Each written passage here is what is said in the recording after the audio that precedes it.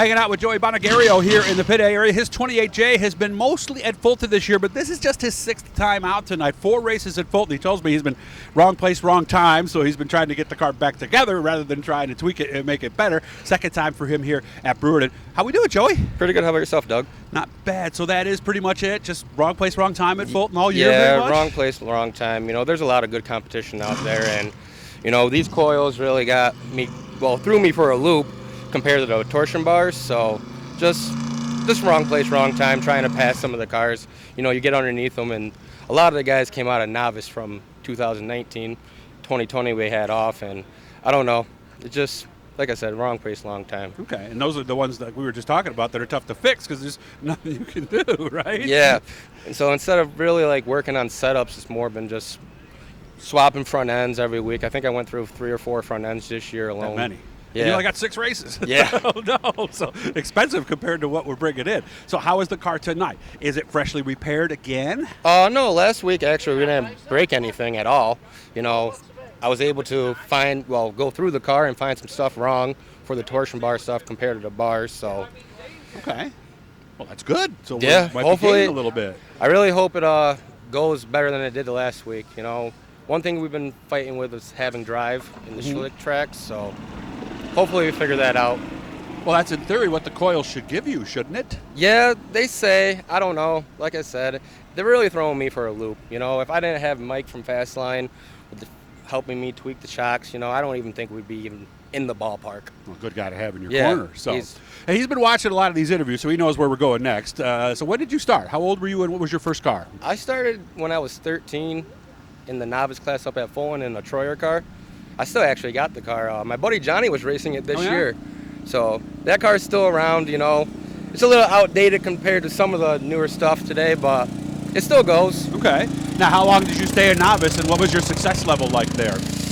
My first year in a regular sportsman was 2017. So I started in 13. In 2015, we took most of the season off. We only ran the Outlaw 200 that year. Okay. You know, I picked up 3 wins in the novice class. Not bad. And then we decided to move up. My dad decided to move me up. So, what is the biggest difference when you make that move up from the novice to the full-fledged sportsman? I'd say just being consistent. You know, these guys in the regular sportsman isn't here to mess around. They're on their A game. Yeah. Hitting the right laps, hitting the right corner. You know, corner entry is everything, and my dad's always preached to me about that. So. Okay. Where do you want to go someday? Well, hopefully. We have something in the works for maybe next year to move up to the small block class at Fulton. Okay. We don't really know, you know, if it will be ready, but I'm more of the type of guy to make sure it's done right than, you know, do it halfway and just bring it to the track. So we'll see. Would that be the end-all, be-all, or was there something else you really, really always wanted to do in racing? You know, I'd like to honestly pull off the first win in the sportsman class, but I don't know. To be honest, you know, I've always grew up watching Tom Sears, Tim Sears, all those guys, and just be able to, you know, not saying that we'd compete with them, just being on the track with them, you know, that'd be something cool. And let's be honest, it's pretty cool to be in the same pit area as them too, right? Yeah. As a kid who watched them growing up, right? Yeah, they've been huge for like mentoring me, you know. Ever since I first started, you know, I can't thank Tom Sears and Timmer enough.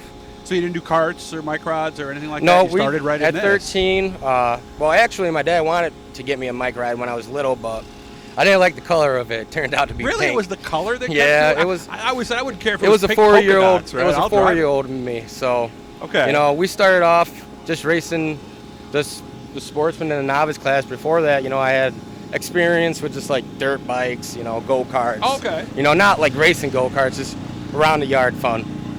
Right, but you understood fast and how to drive something fast, so obviously that made the step easier, I would imagine. A little bit, you know. I'm still learning, you know. Aren't we all? Those guys in the modifieds over there are still learning too. So yeah. The time you stop learning this sport is the time you start going to the back, isn't it? Yeah, you know, you learn something I'd say every night about the coil stuff, you know. Yeah.